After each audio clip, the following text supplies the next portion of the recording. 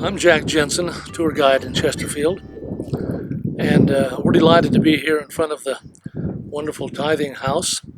It's called our Miracle Building for a special reason, and I'll tell you why we call it that. The Tithing House was built by Jensen, the bishop at the time. His house was across the street, beautiful brick home. About 1902, he built the Tithing House. The bishop's office was not in the chapel.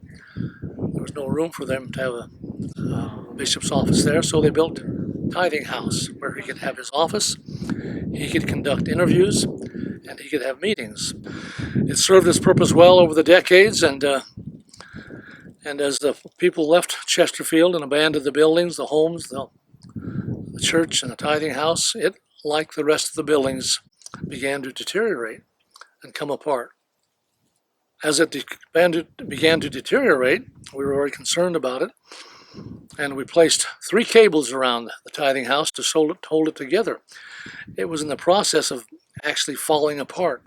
So we put 3 cables, one around the bottom, steel cable around the middle, and the top to hold the Tithing House together as long as possible. We hated to lose the Tithing House.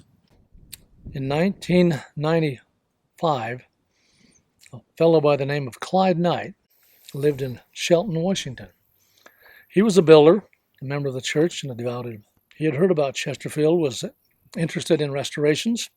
He came out to Chesterfield. We showed him around the town site, and he was quite excited and interested in the restoration that was taking place in Chesterfield. We brought him to the Tithing House, and he looked at it and said, "That's a shame. The Tithing House is coming down." We said, we feel terrible about it. We're sad. Nothing we can do about it.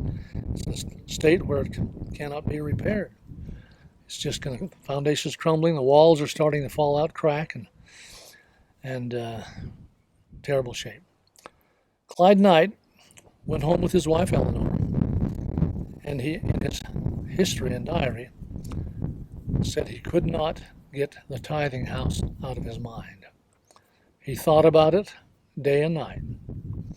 One night he prayed about it, and he was shown how to restore the Tithing House. He said that as he prayed, thought about it, and meditated, it came to him how to do it. He made 1,200 T-bolts like this. He welded a T on the top of a 1/4-inch bolt. He came from outside of the building, between the bricks, hit the second layer of brick, came through that brick, drilled a hole, and put a plate on this side. Depending how much he needed fixed, he'd make a big plate or a small plate. He put a nut on that side, and he tightened it up, and he pulled all these walls together, 1,200 T-bolts, and made this completely solid. And this building will probably stand through the millennium. And he bears testimony and witness. He says that of all the inspirations, he was a state patriarch I've never received anything as strong as I received about the Chesterfield Tithing House. It took him a year and a half, he and Eleanor, and some folks helping to restore the Tithing House. It's a very special building to us. It's what we have badges, and on the badges is that image, the Tithing House. That's our logo, Chesterfield.